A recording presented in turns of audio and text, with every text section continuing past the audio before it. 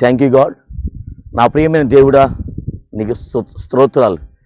నీ దేవుని మెండుగా మా మీద ఉంది కనుకనే ఇజ్రాయెల్ దేశంలో నీ దీనదాసుని నీ పాత్రగా వాడబడుతున్నా నీ బిడ్డను ఇజ్రాయెల్ దేశము ఈ ప్రాంతం అనగా ఈ రోజున సర్వజనులకు శుభములు కలుగుని గాక.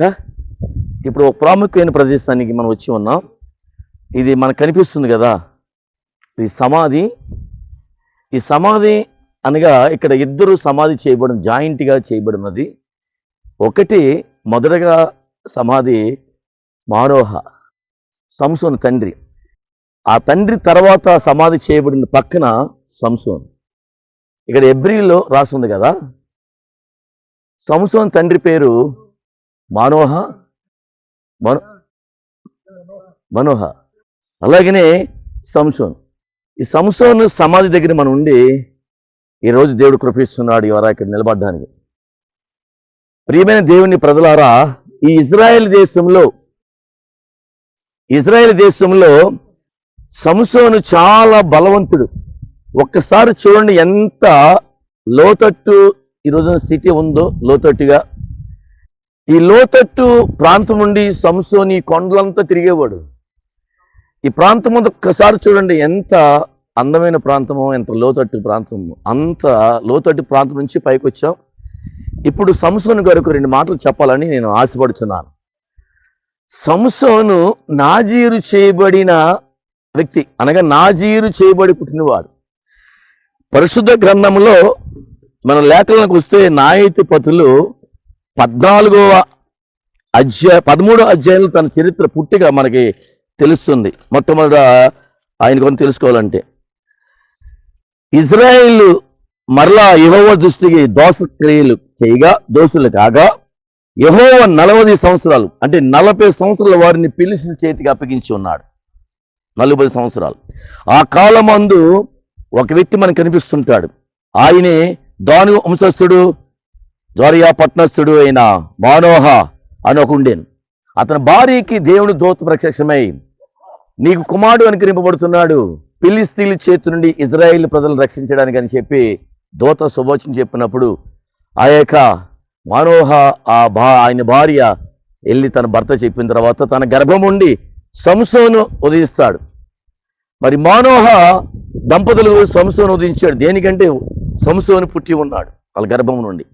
సంసోను దేవుడు ఎందుకని ఆ దంపతులు గర్భము పుట్టించి ఉన్నాడంటే ఫిలిష్తీయుల చేతులు నలిగిపోతున్న ఇజ్రాయేల్ ప్రజల్ని కాపాడడానికి. ఎందుకు ఫిలిష్తీయుల చేతుల్లో ఇజ్రాయేల్ ప్రజలు నలిగిపోతున్నారంటే దేవుణ్ణి విడిచిపెట్టి పాపం వైపు తిరిగినందుకు. యెహోవా దృష్టికి పాపము చేసి దోషక్రియలు చేసి దేవుడి దృష్టిలో పాపాత్ములైన కనుక దేవుడు వాళ్ళు విడిచిపెట్టి ఫిలిష్తీయుల చేతికి 40 సంవత్సరాలు అప్పగించుకున్నాడు. ఆ తర్వాత ఫిలిష్తీయులు మరలా వాళ్ళ పాపమును విడిచిపెట్టి దేవుడి దగ్గర మొరపెట్టగా అప్పుడు మానోహ దంపతులకు సంసోను పుట్టి ఉన్నాడు. చెప్తాడు తన భార్యకి, నీకు కుమారుడు అనుకరింపబడతాడు, ఆ కుమారుడు ఫిలిష్తీయుల చేతుల నుండి ఇజ్రాయేల్ ప్రజల్ని, నా ప్రజల్ని కాపాడతాడని చెప్పేసి ఆ పుట్టినప్పుడు సంసోను అని పేరు పెడతారు. తనకి నాజీరు చేయబడతాడు. పుట్టిన మొదలుకొని తన జీవితంలో వరకు ఇప్పుడు మంగళగొత్తి కూడా నెత్తి మీద పడకూడదు, తల సౌరించకూడదని చెప్తారు.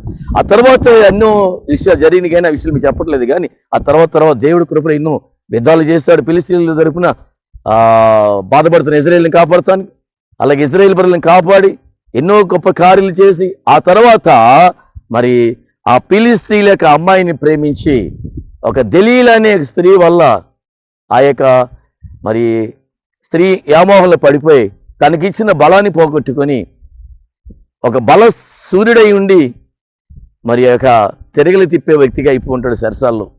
ఆ తర్వాత పూర్వశక్తి కొరకు మరి ప్రార్థిస్తాడు. నా ప్రియమైన జనాంగం ఎవరైనా సరే పాపంలో ఉన్నవారు, పాపం చేస్తున్నవారు, పాపం పని చేస్తున్నవారు అది విడిచిపెట్టి ప్రభుని కనుక ఆదరించమని అడిగితే పాప క్షమాపణ కోరుకుంటే తిరిగి కోల్పోయిన శక్తిని, కోల్పోయిన ఆత్మను, కోల్పోయిన బలం తిరిగిస్తాడు. కనుక సంసోనుని మనం ఉదాహరణ తీసుకొని ఆయన తిరిగి సరసాల్లో ఉండి ఆ యొక్క దేవాలయం తీసుకెళ్ళినప్పుడు అన్యులు పూజించే దేవాలయం, ఆ దేవాలయంలో 2 స్తంభాలు ఉంటాయి.